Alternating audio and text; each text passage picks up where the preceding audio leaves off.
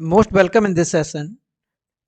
आज इस वीडियो में हम बात करेंगे ग्रोथ एंड डेवलपमेंट में debates and issues of development या विकास के कौन कौन से मुद्दे होते हैं। Debate and issues of development या विकास के मुद्दे जो कि केबीएस के सिलेबस में नया इंक्लूड किया गया है आपका, कि जो हमारे प्रिंसिपल्स हैं डेवलपमेंट के, उनमें जो हमारे साइकोलॉजिस्ट हैं और जो हमारे फिलोसफर हैं वो इनके जो इश्यूज हैं, जो डिबेट्स हैं, जो मुद्दे हैं, इन पर क्या क्या बात अपनी रखते हैं और डेवलपमेंट को लेकर हमारे माइंड में क्या क्या चलता है या जो हमारा विकास होता है उसमें कौन कौन सी चीज़ें माइंड में चलती हैं। चलिए हम बात करते हैं आगे। सबसे पहले जब हम बात करेंगे डिबेट्स इन डेवलपमेंट या विकास के मुद्दों के बारे में या इश्यूज के बारे में, तो we have already established that heredity and environment both affect growth and development of the individuals. There are other related to this phenomena. देखो, जब हम बात करते हैं डेवलपमेंट की या विकास की, तो नॉर्मली हम बोलते हैं यहाँ पर कि हमारा जो डेवलपमेंट होता है वो प्रोडक्ट होता है हेरिडिटी और इन्वायरमेंट, वंशानुक्रम और वातावरण। ठीक है, इनके आधार पर जो हमारे डेवलपमेंट हैं, ठीक, किसी व्यक्ति का डेवलपमेंट होता है, कौन कौन से मुद्दे जो मेन मुद्दे उठते हैं डेवलपमेंट को लेकर, डेवलपमेंट की थ्योरीज को लेकर, उनकी हम यहाँ पर बात करेंगे। तो चार यहाँ पर मेन मुद्दे हैं आपकी, या चार मेन डिबेट्स हैं, इश्यूज हैं। पहला है हमारा नेचर वर्सेस नर्चर, जिसको हम हिंदी में बोलते हैं प्रकृति बनाम पालन पोषण, या जिसको हम बोलेंगे वंशानुक्रम बनाम वातावरण या पर्यावरण। ओके। नेक्स्ट हमारा है यहाँ पर कंटिन्यूटी वर्सेस डिसकंटिन्यूटी, जिसको हम हिंदी में बोलेंगे निरंतरता या अलगाव या अनिरंतरता का सिद्धांत। नेक्स्ट हमारा रहता है एक्टिविटी वर्सेस पैसिविटी, सक्रियता और निष्क्रियता का सिद्धांत। और फोर्थ हमारा यहाँ पे रहता है यूनिवर्सलिटी वर्सेस कॉन्टेक्स्ट स्पेसिफिक, सार्वभौमिकता बनाम संदर्भ विशिष्ट। एक और हम यहाँ पे आगे इंक्लूड कर सकते हैं अर्ली एक्सपीरियंसेस और लेटर एक्सपीरियंसेस। अर्ली एक्सपीरियंसेस में हमारे प्रारंभिक अनुभव और लेटर में हमारे हो जाते हैं बाद के अनुभव। ठीक है, इसी में हम आगे बढ़ते हैं। सबसे पहले अब हम बात करते हैं यहाँ पर नेचर की और नर्चर की, प्रकृति बनाम पालन पोषण। ठीक है, तो जब हमारे माइंड में क्वेश्चन आता है नेचर वर्सेस नर्चर में, प्रकृति बनाम पालन पोषण में या प्रकृति बनाम वातावरण में, तो यहाँ पे फर्स्ट क्वेश्चन है हमारा, is development the product of nature और नर्चर? क्या जो हमारा विकास है वो परिणाम है प्रकृति का या पालन पोषण का? ठीक है, तो सबसे पहले जब हम यहाँ पे बात करते हैं, ठीक है, कि whether the behaviour ultimately developed by the child is due to hereditary, कि बालक का जो हमारा डेवलपमेंट होता है, जो विकास होता है, वो वंशानुक्रम के थ्रू होता है, या वंशानुक्रम जिसको हम बोल सकते हैं उनके मम्मी पापा के गुण उनमें ट्रांसफ़र होना, या हेरिडिटी को हम सीधे बोल सकते हैं heredity is the sum total of the traits potential in fertilize ovum, all the qualities that a child has inherited from parents called heredity। क्योंकि जब हम बात करते हैं बालक अपने पूर्वजों के, अपने माता पिता के, अपने ग्रैंड पेरेंट्स के जो उसके गुण होते हैं, जो ट्रांसफ़र होते हैं क्रोमोसोम्स के माध्यम से, तो उसको कहा जाता है यहाँ पे हेरिडिटी। और दूसरा हमारा यहाँ पे इन्वायरमेंटल फैक्टर्स, जिनको हम बोलते हैं वातावरणीय कारक, जिस वातावरण में बालक पढ़कर बड़ा होता है। ठीक है, this issues is a great importance of psychologist. ये जो मुद्दे हैं मनोवैज्ञानिकों के लिए बहुत बड़े मुद्दे हैं, ठीक है, जिनके ऊपर वो डिस्कस यहाँ पे करते हैं। The debate over relative contribution of inheritance and the environment, यहाँ पे जो डिबेट है हमारी नेचर वर्सेस नर्चर, ये डिबेट है हमारी वंशानुक्रम और वातावरण के ऊपर। ठीक है, चलिए हम आगे बढ़ते हैं। यहाँ पे सबसे पहले यहाँ पे हम जान लेते हैं कॉन्सेप्ट नेचर का, कि नेचर क्या है। When we talk about nature in child development, जब हम यहाँ पर बात करते हैं नेचर की चाइल्ड डेवलपमेंट में, तो यहाँ पर जो नेचर है इसका मीनिंग हम लेंगे हेरिडिटी से, जिसको हम हिंदी में बोलते हैं वंशानुक्रम। We are talking about what comes to children through heredity, बच्चे में वंशानुक्रम के थ्रू कौन कौन सी चीज़ें ट्रांसफ़र होती हैं। तो आप सभी को मालूम है कि जो हमारा हेरिडिटरी होता है, ये हमारे जो जीन्स के थ्रू क्रोमोसोम्स की बात होती है, तो वहाँ पे क्या होता है हमारे फिजिकल जो स्ट्रक्चर होता है, जहाँ पे हमारा structure of nervous system, effect of intelligence, effect on basic instinct या जिनको हम बोलते हैं मूल प्रवृत्तियों पर प्रभाव, इफेक्ट ऑन नेचर हमारे स्वभाव का प्रभाव, ठीक है। फिजिकल स्ट्रक्चर की हम यहाँ पर बात कर लेते हैं। ये आगे हम देख लेते हैं heredity. Heredity consist of all the structure. Heredity के अंदर वो सभी संरचनाएं आती हैं, कौन कौन सी? फिजिकल कैरेक्टरिस्टिक, जो हमारी शारीरिक विशेषताएं होती हैं, हमारे शारीरिक कार्य करने के तरीके होते हैं, या हमारी विभिन्न क्षमताएं होती हैं जो हमको हमारे पेरेंट्स और हमारे एंसेस्टर के थ्रू प्राप्त होती हैं। अब हम बात करते हैं यहाँ पे आगे nurture. When we talk about nurture, जब हम बात करते हैं पालन पोषण या वातावरण की, we are referring to the influence of the environment. तो हम यहाँ पर वातावरणीय पर्यावरणीय प्रभाव की बात करते हैं, ठीक है। According to the Anastasi, in the environment is everything that affect the individual except his genes. यहाँ पर जो हमारा वातावरण होता है हम डेवलपमेंट को पूरी तरह प्रभावित करता है, केवल जीन्स को छोड़कर, जिसका प्रभाव जीन्स पर नहीं होता है। क्यों? क्योंकि जीन्स हमारा हेरिडिटरी है, जो कि वंशानुक्रम के थ्रू आता है। तो यहाँ पर बात क्या हो रही है? यहाँ पर बात ये हो रही है कि जो हमारा डेवलपमेंट है उसके ऊपर किसका प्रभाव ज़्यादा रहता है, नेचर का या नर्चर का? तो यहाँ पर आप किसी एक के ऊपर इम्फेसिस नहीं दे सकते हैं कि हमारे नर्चर का ही प्रभाव पड़ता है या नेचर का ही प्रभाव पड़ता है। तो इसीलिए हम बोलते हैं कि development is the product of nurture और नेचर, या development is the product of heredity and environment, ठीक है। फॉर एग्जांपल यहाँ पर एक केस स्टडी है जहाँ पर एक एग्जांपल्स दिया गया है जो कि आपके इग्नू के मटेरियल से लिया गया है। Raju and Nikhil were identical twins. Raju और निखिल दो जुड़वा बच्चे हैं। When they were 2 years old there mother expired. जब वो 2 साल के थे उनकी माता का देहांत हो गया होता है। Raju was sent to his grandmother at nearby village in Tamil Nadu.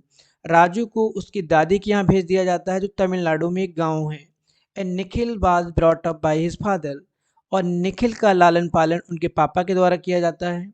After some years Raju went to meet his father. कुछ समय के बाद राजू अपने पापा से मिलने आता है, पापा से मिलता है। Raju's father was very surprise looking at him. Raju के पापा उसको देखने के बाद बहुत आश्चर्यचकित हो जाते हैं। He was not different in his physical development. वो शारीरिक बनावट में बिल्कुल भिन्न नहीं था अपने भाई से, ठीक है। बट कंप्लीट डिफरेंस में भी नोटिस लैंग्वेज, लेकिन यहाँ पर उसकी भाषा में बहुत भिन्नता थी, उसके सामाजिक व्यवहार में बहुत भिन्नता थी, और उसके जो कॉग्निटिव पार्ट हैं, जो संज्ञानात्मक शक्तियाँ हैं, उनमें भी भिन्नता पाई गई। This dissimilarity was due to difference in upbringing environment of the two brother. ये जो यहाँ पे असमानता पाई गई है, ये असमानता पाई गई है इन्वायरमेंट की वजह से, जिसको हम बोल सकते हैं नर्चर की वजह से, जो उनका लालन पालन वहाँ पे हुआ है। 10 it is nature remain same. यदि हमारा नेचर सेम है, मतलब यहाँ पर हमारा जो हेरिडिटी है, ठीक है, जो हमारे मदर फादर ग्रैंड पेरेंट्स के जो हमारे गुण ट्रांसफ़र हुए हैं वो सेम है यहाँ पर, लेकिन इन्वायरमेंट ने वहाँ पर मेजर रोल प्ले किया है उसके डेवलपमेंट में। तो यहाँ पर हम नॉर्मली जब हम बात कर लेते हैं किसकी, नेचर और नर्चर वाली टॉपिक की, तो यहाँ पर हम किसी एक के ऊपर नहीं बोल सकते हैं। तो हम यहाँ पे कॉन्टेक्स्ट को पढ़ने के बाद में, उसको देखने के बाद में हम ये कह पाएंगे यहाँ पर कि जो हमारा डेवलपमेंट होता है वो product of nature and nurture, या product of heredity and environment, या हिंदी में बोलेंगे अंतःक्रिया है वातावरण और वंशानुक्रम की, या अंतःक्रिया है प्रकृति बनाम पालन पोषण की, ठीक है। अब हम नेक्स्ट बात करते हैं कंटिन्यूटी बट डिसकंटिन्यूटी। यहाँ पर पहला हमारा निरंतर और, ठीक है, और दूसरा है हमारा अनिरंतर, या जिसको हम बोल सकते हैं अलगाव।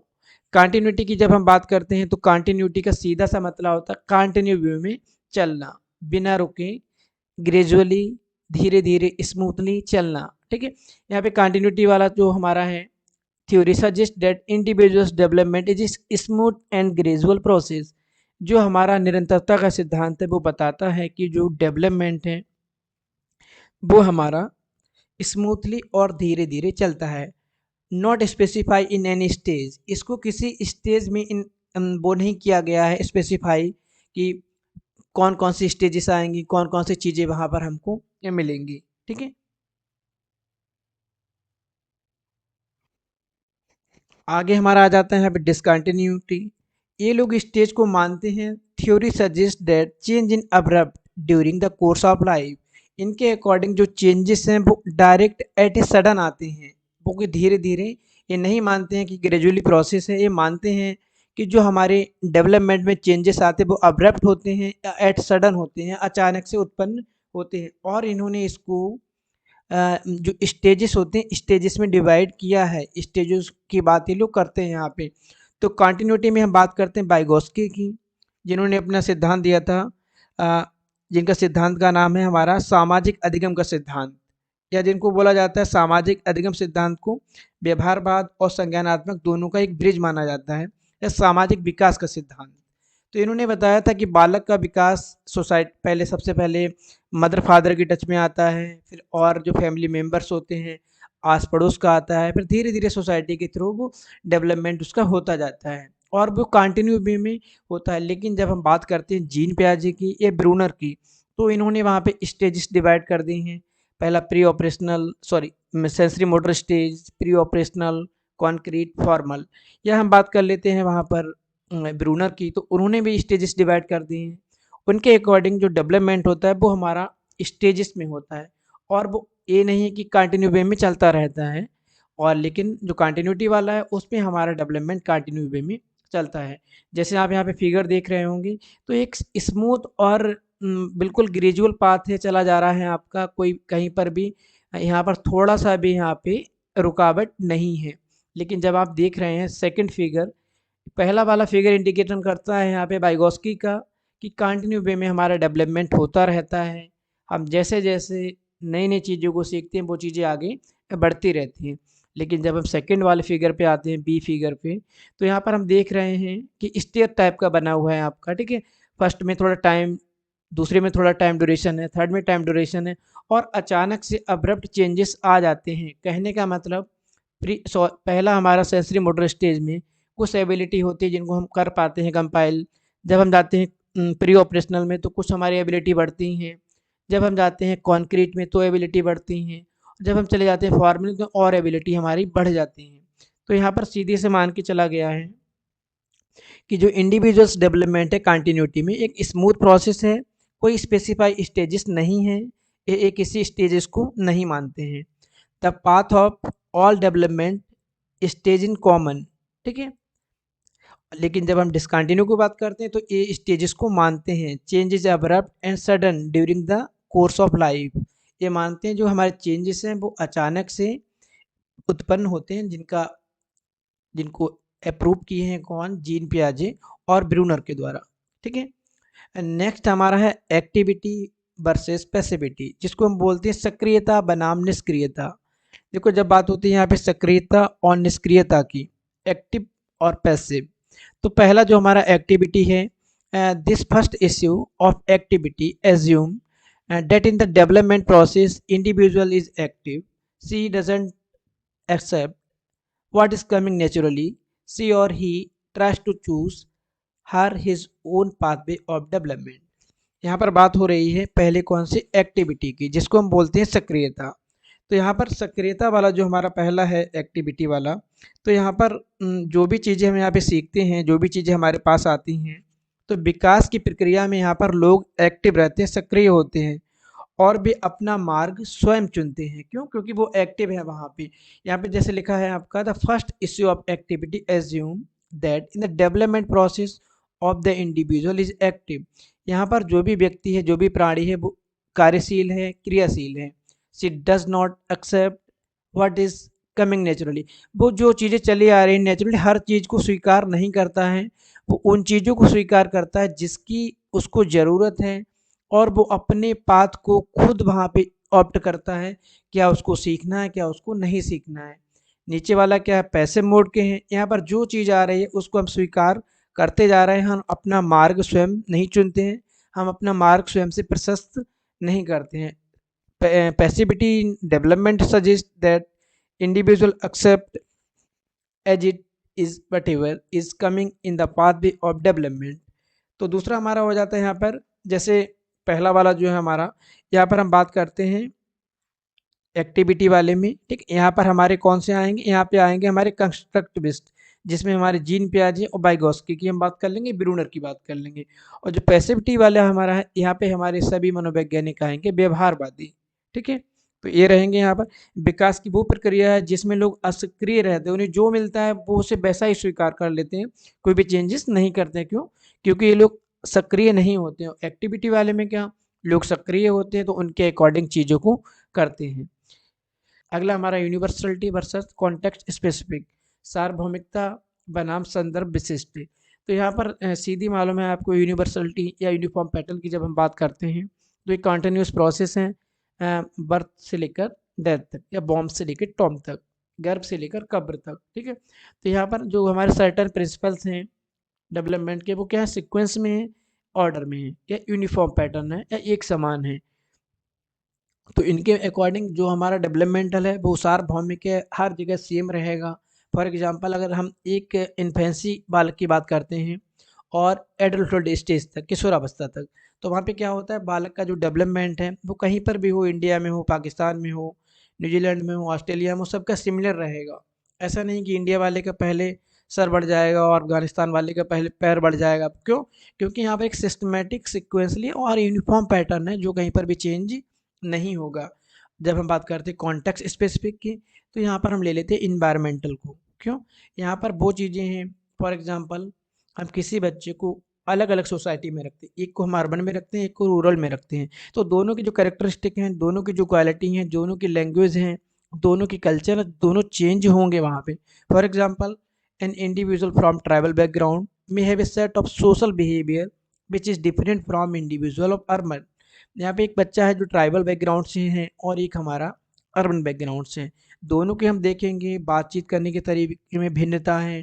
ग्रीटिंग्स, कोई गुड मॉर्निंग, गुड इवनिंग, नमस्ते, ये अलग अलग तरह के जो ग्रीटिंग्स होते हैं, भाषाएं भी भिन्न मिलेंगी, कला संस्कृति भी विभिन्न मिलेगी, जो दिखाता है कि कॉन्टेक्स्ट स्पेसिफिक इन्वायरमेंट में रहने से भी डेवलपमेंट हमारा अलग अलग होता है।